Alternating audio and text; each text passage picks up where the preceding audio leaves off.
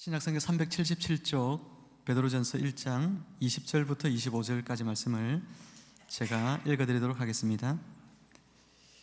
그는 창세전부터 미리 알린 바 되시니나 이 말세에 너희를 위하여 나타내신 바 되었으니 너희는 그를 죽은 자 가운데서 살리시고 영광을 주신 하나님을 그리스도로 말미암아 믿는 자니 너희 믿음과 소망이 하나님께 있게 하셨느니라. 너희가 진리를 순종함으로 너희 영혼을 깨끗하게 하여 거짓이 없이 형제를 사랑하기에 이르렀으니 마음으로 뜨겁게 서로 사랑하라. 너희가 거듭난 것은 썩어질 씨로 된 것이 아니요 썩지 아니할 씨로 된 것이니 살아있고 항상 있는 하나님의 말씀으로 되었느니라. 그러므로 모든 육체는 풀과 같고 그 모든 영광은 풀의 꽃과 같으니 풀은 마르고 꽃은 떨어지되 오직 주의 말씀은 세세토록 있도다 하였으니 너희에게 전한 복음이 곧 이 말씀이니라. 아멘. 진리를 순종함으로 라는 제목으로 우리 최상림 목사님 나오셔서 말씀 전해 주시겠습니다. 주님의 은혜로 문안드립니다.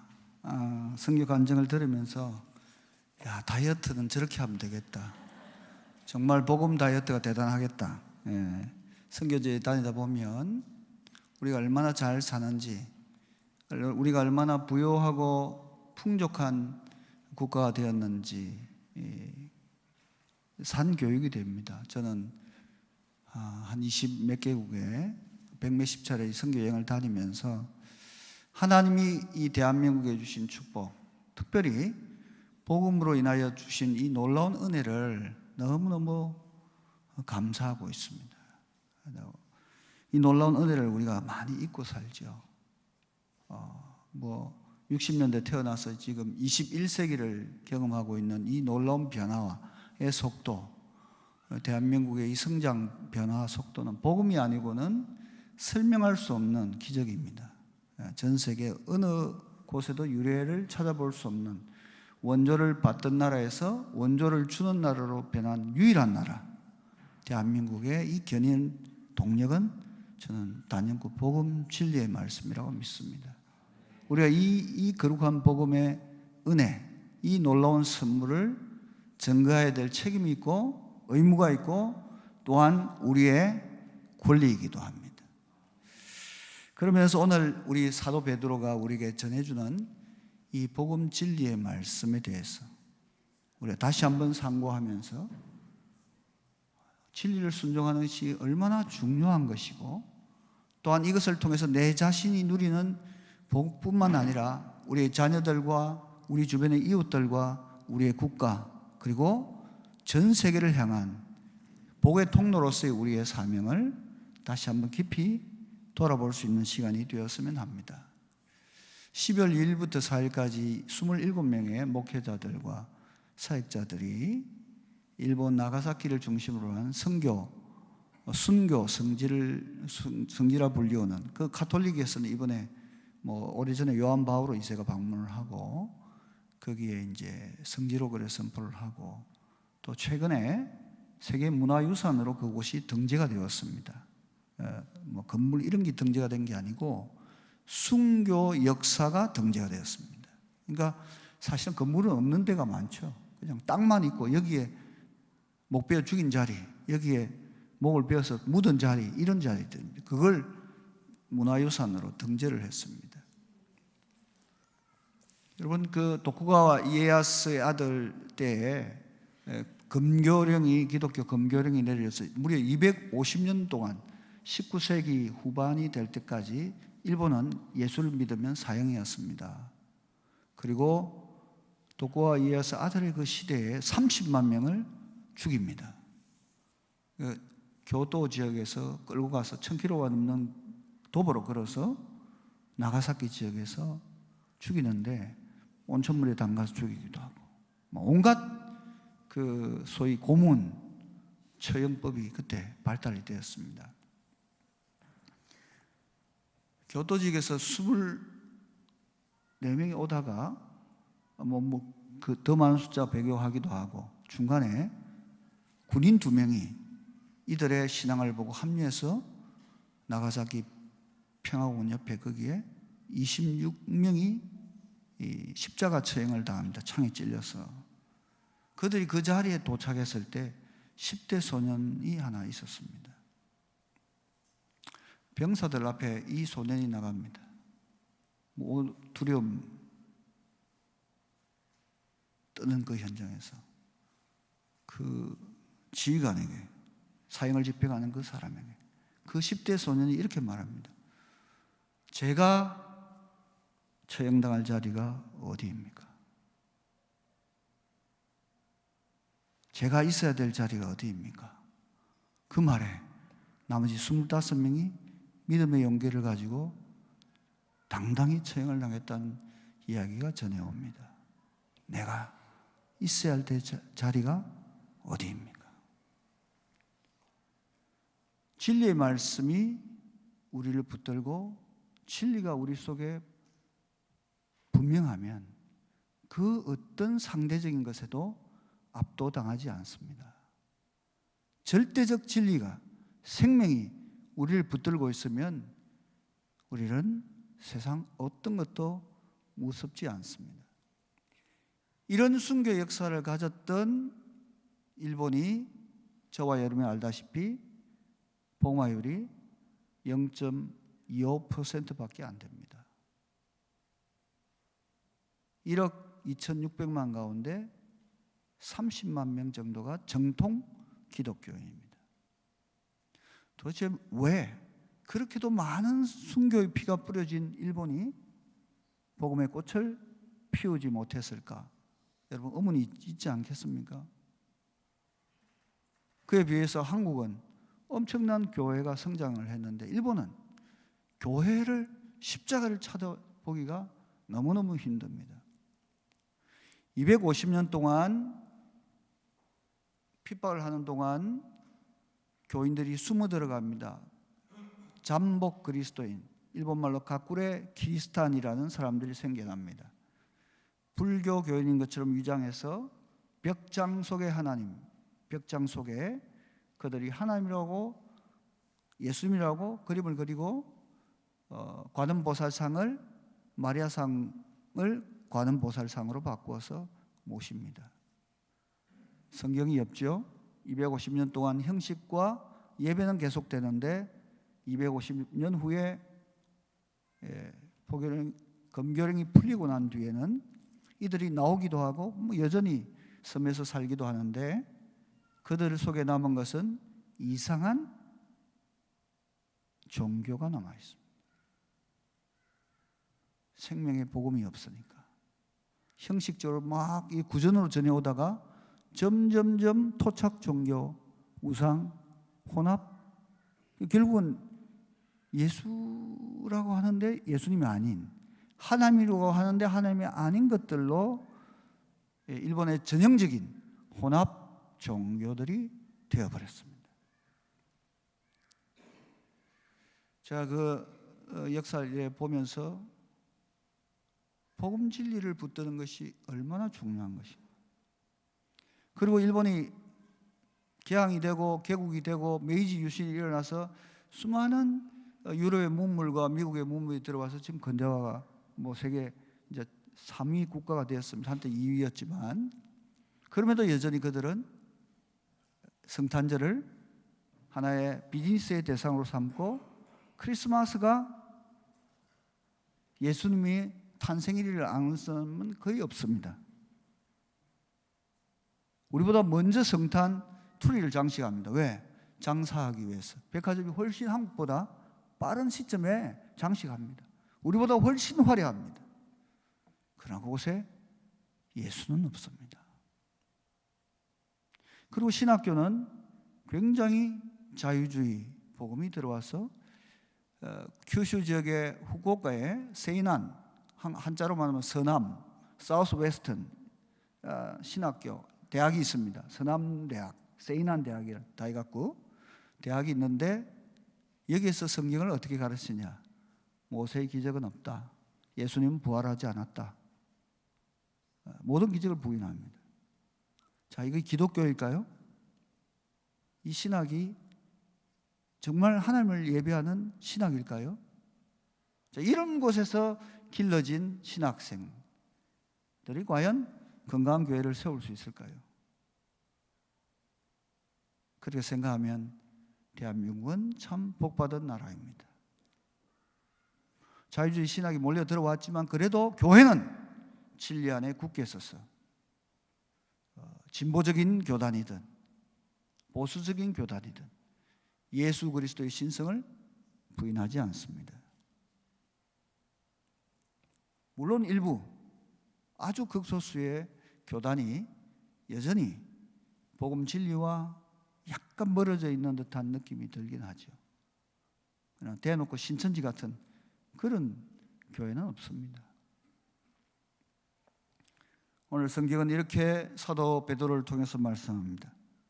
그는 예수 그리스도는 창세 전부터 미리 알린 바 되신 이나 이 말세에 너희를 위하여 나타내신 바 되었으니 너희는 그를 죽은 자 가운데서 살리시고 영광을 주신 하나님을 그리스도로 말미암아 믿는 자니 너희 믿음과 소망이 하나님께 있게 하셨느니라. 아멘. 이 베드로전서의 배경은 고난과 핍박 가운데 있던 그리스도인을 향하여 쓰여진 서신입니다. 베드로전서나 베드로후서 계속 이어지는 용어가 고난과 핍박입니다.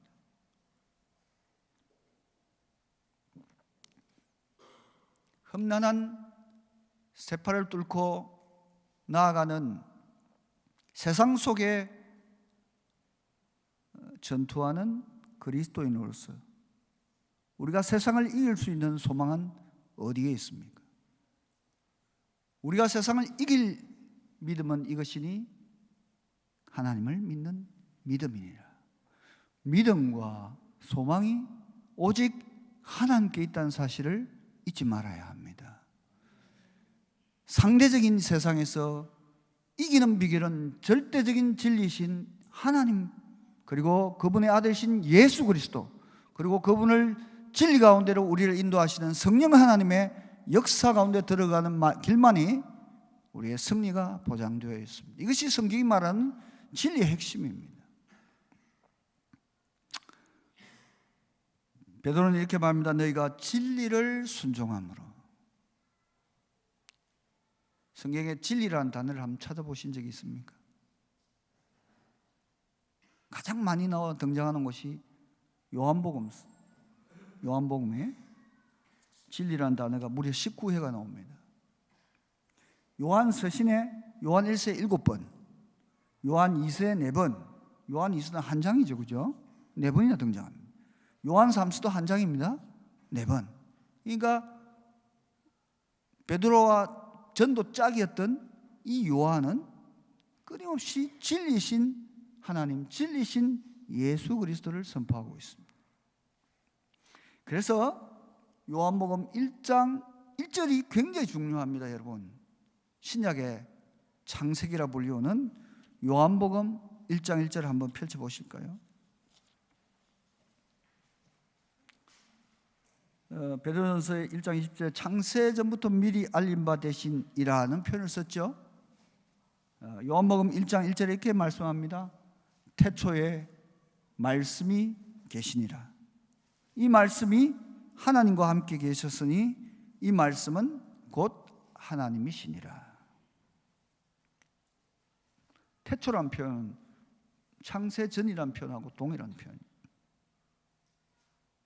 그리고 2절에 그가 태초에 하나님과 함께 계셨고 만물이 그로 말미암아 지은 바 되었으니 지은 것이 하나도 그가 없이는 된 것이 없느니라. 창조주란 표현. 14절에 이렇게 말합니다. 말씀이 육신이 되어 우리 가운데 거하심에 우리가 그의 영광을 보니 아버지의 독생자의 영광이요 은혜와 진리가 충만하더라. 은혜와 진리가 충만하신 분, 그분이 바로 말씀이신 예수 그리스도이십니다. 그리고 17절에 율법은 모세로 말미암아 주어진 것이요 은혜와 진리는 예수 그리스도로 말미암아 온 것이라. 할렐루야. 은혜와 진리가 동시적으로 움직입니다. 이게 구약에서는 인자와 진리, 인애와 진리, 진리와 공의, 이런 표현으로 쭉 한번 찾아보세요. 진리를 찾아보면 재미있습니다. 은혜와 진리라는 신약적 표현이 사무엘서도 나와요. 그런데 나머지 서신을 보면 진리가 인자와 진리, 인애와 진리라는 표현을 나옵니다. 구약에는 인자와 진리라는 표현이 많이 등장합니다. 진리와 은혜, 이것은 우리 속에 공존하는 하나님의 역사입니다. 우리가 예수 그리스도를 받아들일 때 그 하나님의 은혜로 말미암아, 그 하나님의 은혜를 인하여 믿음으로 말미암아 구원을 받고 진리신 예수 그리스도를 따름으로 우리의 생명이 영원한 천국에 맞닿아지는 것입니다. 그러므로 진리이신 그분 예수 그리스도, 말씀이신 그분을 끊임없이 우리가 순종하지 않으면 어떤 일이 일어날까요? 그것은 바로 오늘 사도 베드로가 말씀하는 것처럼 진리를 순종함으로 너희 영혼을 깨끗하게 하여라고 표현하고 있습니다. 그러므로 우리의 거룩한 인생, 우리가 정결하고 이 세상에 이기고 하나님의 백성으로서의 거룩한 가치를 지키는 비결은 진리를 순종함에 있습니다. 우리가 교회가 세상과 더불어서 세상 속에서 세상에 복음을 전하기 위해서 타협해야 될 부분이 있습니다. 문화적 타협을 해야 될 부분이 있습니다만 절대 타협할 수 없는 부분은 진리의 말씀입니다. 진리의 말씀을 변개하는 것은 이것은 배교요 죽음인 것입니다. 그러니까 일본 교회가 오늘 겪고 있는 수많은 고통과 어려운 문제는 바로 진리에 대한 순종의 문제와 매우 밀접해 있고, 세계 교회의 가톨릭이나 이런 소위 변질된 혼합 종교, 그건 기독교라고 말할 수 없는 거예요. 왜? 그것은 이미 그 안에 복음 진리로부터 매우 멀어져 있는, 성경을 쓰나 마치 신천지처럼 성경을 믿지 않고 어떤 부분은 교황의 말을, 마리아의 이런 것들을, 또 성상숭배 같은 이런 진리 아닌 것들에 이미 예배와 마음을 빼앗겨 있기 때문에, 그것에 순종하기 때문에 우리는 그것을 복음 진리라고 말할 수 없는 것입니다. 왜 우리가 그렇게도 많은 핍박을 받으면서 이 66권 성경을 지켜왔습니까?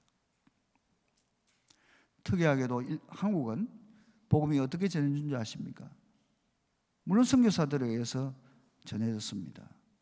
미국과 캐나다, 호주, 독일, 영국, 토마스 선교사는 대동강에서 목베어 죽임을 당하고, 그때 전해졌던 성경이 도배지로 활용돼서 그 도배지를 본 사람이 예수를 믿고 그 자리에 교회가 세워진 것이 장대현 교회입니다.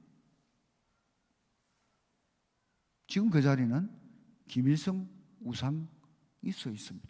그 교회 자리에. 그러니까 북한이 복을 받겠어요? 그 놀라운 부흥이 일어났던 장소가 우상으로 눌려져 있습니다.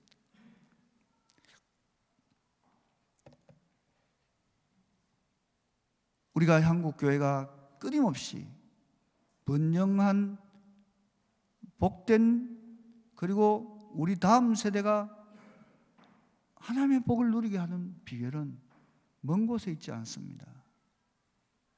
진리의 말씀을 전해주어야 합니다. 한국 교회 사에 등장하는 양반 귀족이 한 사람이 있습니다. 이수종이라는 사람. 이수정. 이모군란이 일어났을 때 명성황후를 지게 지고 탈출시킨 사람입니다. 고종이 묻습니다. 내가 너한테 뭘 선물로 좀 주고 싶은데 뭘 하고 싶냐? 조선통신사를 다녀왔던 친구에 의해서 일본의 문물을, 기독교 복음을 들었어요. 그래서 이분이 농업과 발전된 문화를 배우기 위해서 나를 일본에 유학을 보내달라 해서 넘어가서 이분이 그건 안 배우고 성경을 배웁니다. 선교사로부터.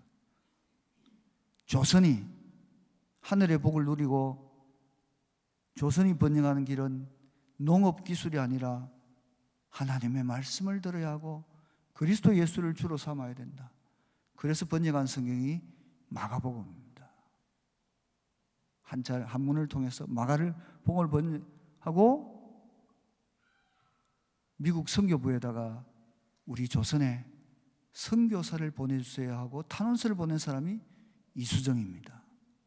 그리고 그 이야기를 들은 사람이 듣고 감동을 받고 온 사람이 언더우드와 아펜젤러입니다, 여러분. 그리고 언더우드가 그 이수정이 번역한 마가복음 성경을 들고 조선에 1985년 4월 5일 부활절 아침에 제물포에 도착합니다. 놀랍지 않습니까? 선교사들이 와서 성경을 번역한 게 아니고 이미 번역되어진 성경이 조선에 들어와서 권서인을 통해서 당시에 우리나라 인구가 1800만 명인데 당시에 뿌려진 쪽복음이 600만 권입니다. 권서인들에 의해서. 여러분, 이건 놀라운 이야기입니다. 세계 교회사에 이런 교회가 이런 나라가 없습니다. 성경이 먼저 번역되어서 그 나라에 들어간 전례가 없습니다. 여러분, 우리 대한민국에 대해서 우리 믿음의 조상들에서 여러분 자부심을 가져야 합니다. 그리고 이 진리의 순종함으로 거룩한 영혼, 너희 영혼을 깨끗하게 하여 복음 진리에서 끝까지 순전하게 순교하셨던 믿음의 어른들이 있기 때문에 오늘 대한민국 이 피뿌림의 역사 속에 진리 안에서 피뿌림을 역사 속에 그리스도의 보혈의 피뿌림뿐만 아니라 그 보혈의 능력으로 함께 그리스도의 고난에 남은 고난에 참여한 믿음의 선진들로 인해서 오늘 우리가 이 복음의 혜택을 누리고 있습니다. 그러면 이제 우리는 어떻게 해야 합니까? 이런 거룩한 은혜의 역사 가운데 도도한 이 복음의 역사 가운데 우리를 이 땅에 지금 이 시대에 살게 하신 그 주님 앞에 우리가 반응하는 방법은 무엇입니까? 진리를 순종함으로 우리 영혼을 깨끗게 함으로 결국은 나아가야 될 길이 거짓이 없이 형제를 사랑하게 이르러야 합니다. 우리가 믿노라 하면서 보이는 형제를 사랑하지 못한 자가 어찌 보이지 않는 하나님을 사랑할 수 있겠냐라고 말씀하십니다. 하나님을 사랑하고 하나님의 진리를 순종한다면 보이는 형제를 먼저 사랑하는 것이 바로 믿음의 모습이다라고 사도들은 우리에게 말씀하고 있습니다. 마음으로 뜨겁게 서로 사랑하라. 마음으로 뜨겁게 서로 사랑하라. 성경을 엑깃을 쫙 뽑아서 마지막 남는 것이 뭘까요? 주께서 말씀을 하셨습니다. 바리새인들과 서기관들 앞에서 너희는 먼저 하나님을 사랑하라. 내 이웃을 내 몸같이 사랑하라. 너희 마음과 뜻과 정성을 쌓여 하나님을 사랑하고 내 형제를 내 몸같이 사랑하라. 이것이 율법이요 강령이니라. 선지자니라. 그리고 그것을 더 짜면 성경은 뭘 선포하고 있습니까? 요한일서에 있는 것처럼 하나님은 사랑이시라. 그분의 사랑이 예수 그리스도를 죽기까지 이 땅에 내어주셨습니다. 아브라함이 이삭을 내어준 것처럼 하나님은 그분의 가장 사랑하는 그리고 그분 자신이신 예수 그리스도를 이 땅에 십자가에 사랑으로 내어주셨습니다. 그것이 사랑의 완성입니다. 율법의 완성입니다. 제사의 완성입니다. 그러면 이제는 우리가 그 사랑을 들고 사랑해야 될 차례입니다. 예수님처럼 제사의 발을 씻기시고 가난한 자의 모습으로 오셔서 우리를 부욕케 하신 그 모습으로 우리는 살아야 합니다. 살아내어야 합니다. 근데 그것을 사는 힘은 우리의 의지나 노력으로 되는 것이 아니라 오늘 24절 3절에 말하는 우리의 거듭난 것은 썩어질 씨로 된 것이 아니요 썩지 아니할 씨로 된 것이니 살아있고 항상 있는 하나님의 말씀으로 되었느니라. 말씀입니다. 봄에 이제 1, 2월에 성서대학도 하고 이 프로그램도 있는데요. 지식으로만 말씀을 아는 것뿐만 아니라 그 지식이 우리 속에 들어와서 살아있는 말씀이라면 열매가 있어야 되죠. 사랑해야 되는 거죠. 저는 이 씨에 대한 이야기를 할 때 꼭 전해주는 이야기가 있습니다. 몇 년 전에 YWCA에서 설교했던 내용인데요. 딱 압축을 하면요. 예수님께서 우리의 마음밭 이야기를 하잖아요. 마음밭, 옥토 이야기를 하면서. 마음밭에 이야기하면 또 시 이야기를 합니다. 좋은 시, 가라지 이야기를 나옵니다. 좋은 시는 하나님의 말씀이죠. 여러분, 우리 마음이 바뀌는 유일한 힘은 말씀입니다. 30배, 60배, 100배의 열매를 맺기까지 그 말씀을 우리 마음밭에 받아야 합니다. 그러면 이 마음밭을 기게 하는 것도 하나님의 말씀이요 사랑인데 이 마음밭에 떨어진 말씀이 역사하는 방법은 첫째, 변화는 뭐가 바뀔까요? 씨가 바뀌어야 돼요. 마음 씨가 바뀌어야 됩니다. 마음 씨. 마음 씨가 바뀌면 인격이 바뀌는 게 성품이 바뀌는 거죠. 신의 성품에 참여하는 거예요. 베드로후서 1장에 말한 것처럼 신의 성품에 참여하는 것인데 베드로후서 1장에 이렇게 표현합니다. 이로써 1장 4절에 그 보배롭고 지극히 큰 약속을 우리에게 주사 이 약속으로 말미암아 너희가 정욕 때문에 세상에서 썩어질 것을 피하여 신성한 성품에 참여한 자가 되게 하려 하셨느냐. 그러므로 너희가 더욱 힘써 너희 믿음의 덕의 지식을, 지식의 절제를, 절제의 인내를, 인내의 경건을, 경건의 형제 우애에 사랑을 더하라. 이런 것이 너에게 있어 흡족한 적 너희로 우리 주 예수 그리스도를 알기에 게으르지 않고 열매 없는 자가 되지 않게 하려니와 이런 것이 없는 자는 맹인이라 멀리 보지 못하고 그의 옛죄가 깨끗하게 된 것을 잊었느니라. 잊고 산다는 거예요. 우리의 거룩을 잊고 살고 그 결과는 열매 없음. 그러니까 거룩한 열매가 맺히지 않고 신의 성품이 자라나지 않는데 신의 성품의 결국은 사랑입니다. 마음씨가 바뀌죠. 말씀이 들어가면 마음의 태도가 바뀝니다. 두 번째, 맵시가 달라집니다. 우리의 외모가 달라집니다. 패션이 달라집니다. 멋있어져요. 얼굴이 광택이 납니다. 맵시. 우리말이 참 좋아요. 씨입니다, 다 이거. 예, 씨는 심어야 돼요. 예, 그리고 맵시를 잘 갖고 와야 됩니다. 세 번째, 솜씨가 달라져요.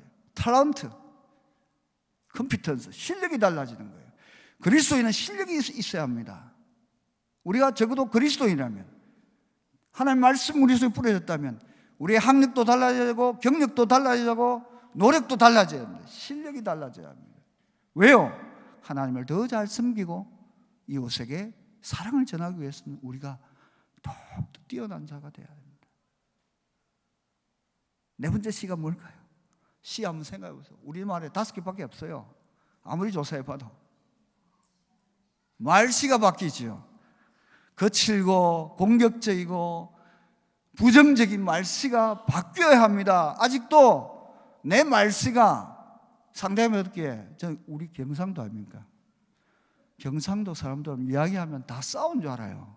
우리 싸움 땅입니다. 말씨가 바뀌어요. 전라도 분들은 너무 부드럽고 온유한데 이 경상도는 어디 가도 이게 다 니끼가 이러면 일본 말이가 거칠어요. 이 성품이 달라지는 것은 말씨가 달라져야 됩니다. 아멘.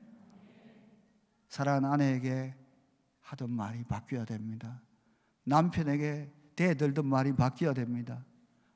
자식들, 자녀들을 거칠게 대하던 우리 부모님의 언어가 바뀌어져야 합니다. 그것이 그리스도인의 중생한 거듭난 사람의 모습입니다. 마지막 시가 또 뭐가 있을까요? 잘 모르더라고요. 사랑하는 성도 여러분, 글씨가 바뀌어야 합니다. 글씨를 보면 그때 내 마음 상태가 어떤 건지 딱 알 수 있어요. 마음 급하면 글씨가 예쁘게 써지던가요? 바쁘면 날아가죠.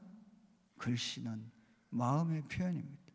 글은 우리 마음속에 있는 경건한 내용들이 표현되는 좋은 문학, 좋은 글, 좋은 책이 미에우라 아야코 같은 위대한 문학가들은 지금도 그 불신사회 속에서 존경받는 그리스도인 작가로 세상에서 명예를 떨치고 있잖아요.